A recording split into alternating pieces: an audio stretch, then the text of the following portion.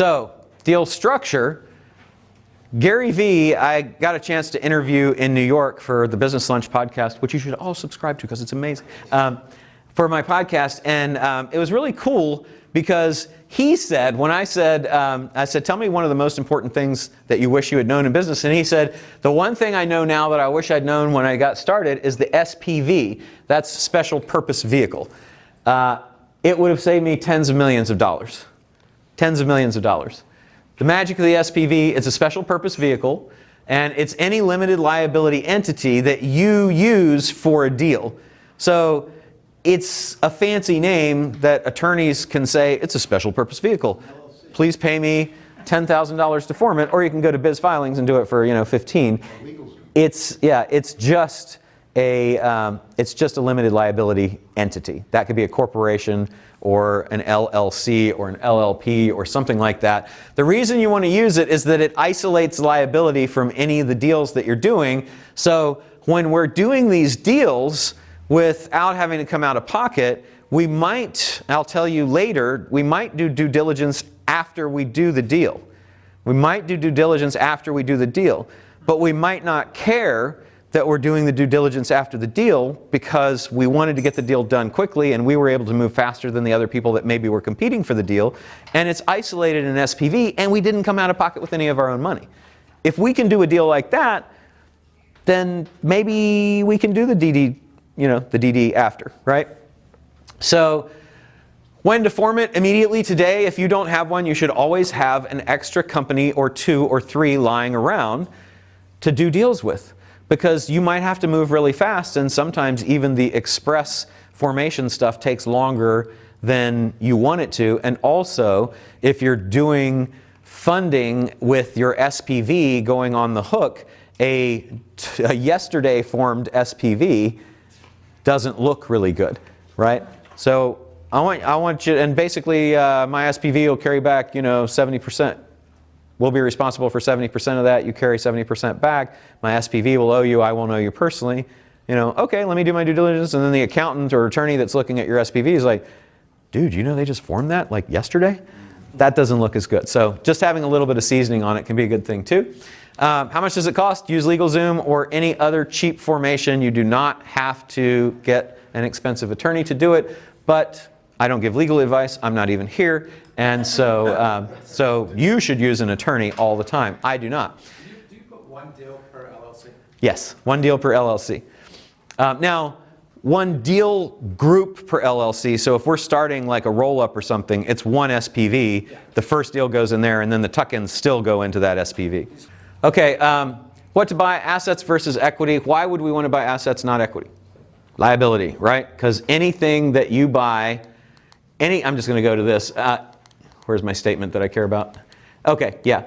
So there's all kinds of things that if you buy equity in a company, whether that's an LLC or stock in a corporation, all of the baggage and skeletons in the closet come with that.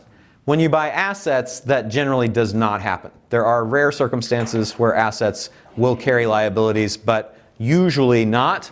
So the kinds of things that you might find if you buy equity and don't buy assets is that there are secured or unsecured payables or other debt that wasn't disclosed that now you have to take care of. There are warrants or options. Remember we talked about getting warrants or options? Maybe they forgot to tell you and then somebody comes up and goes, hey, by the way, glad you bought the company and built the value. I've got an option to acquire 20% of it. It's still valid. Wow. Right? That's not fun. Maybe somebody has a phantom equity deal, an employee that left and the seller didn't want to tell you about it and the employee wasn't talking and your due diligence didn't reveal it. Maybe there's taxes or tax liens. Hopefully you did a tax lien search. But maybe there's threatened, pending, or even latent litigation, like the litigation didn't exist at the time that you did the deal, but it was a liability that was incurred prior to the deal.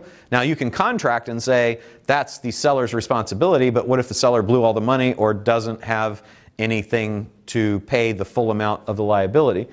And somebody was telling me it was 3M Company, I guess, did a deal, didn't use an SPV, and 3M, Minnesota Manufacturing, is it Minnesota Mining and Manufacturing? They're a pretty decent company, but I guess they did a deal a while ago, and they didn't use an SPV, and there was some huge liability that came out of it that was a latent liability, and it's basically going to tank the company. The current settlement amount, I think, is $500 million or something like that, that is just going to wipe them out, which is kind of shows you that even sophisticated people forget to do this stuff. Huh?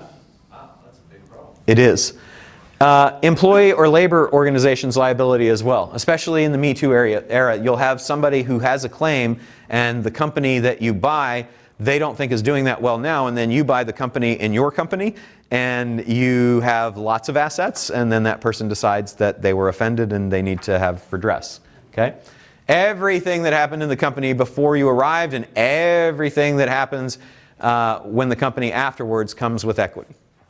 So, not to give you a lesson in accounting, but just to give you an idea of types of assets to think about. You can think about assets in form, in liquidity, and use. So at the top, there's categories. There's tangible assets, which are things you can get your hands on. Usually you can sell those or you can carve them out of the deal. There are intangible assets like brand, goodwill, copyrights, trademarks, and stuff. They frequently have no value outside of the person that owns them, although they sometimes can be licensed or sold. That would also include things of value like social accounts and traffic assets. So those do have value. But just so you know, those are things that you might be able to finance on the left or carve out on the right. Then from a liquidity standpoint, you have current assets and fixed assets. Fixed assets are harder to sell. Current assets can be liquidated relatively quickly. So we like current asset companies, current asset rich companies, because it gives us more stuff to raise money with. And then you have the assets that are used in operations and the ones that aren't. So the ones that are used in operations, you're going to want to review and see, do you need them? Or can you use them also to finance the purchase of the company? And the non-operational ones, we can sell all of those because they're not used in operations, so we can either carve them out and let the seller keep them, reduce the purchase price, or we can finance them, fund them, sell them, license them, whatever. So based on use, all of these non-operating assets like money market funds and securities accounts and commercial paper and all that kind of stuff, that excess cash is included in that. That I can just carve out of the deal. Then with the operating assets, those are yellow because I might be able to sell them and raise money, or I might need to keep some of them or all of them to do the deal. And just kind of running through those, this is the process. Like that's kind of how I like to think about it. So I'll look at the brand and say, do we need to keep the brand or can we rebrand? Is the brand actually important? Does it have independent value or can I do something with it? Cash and accounts receivable, I only need enough for WC working capital, to gas to keep in the tank to make the company go.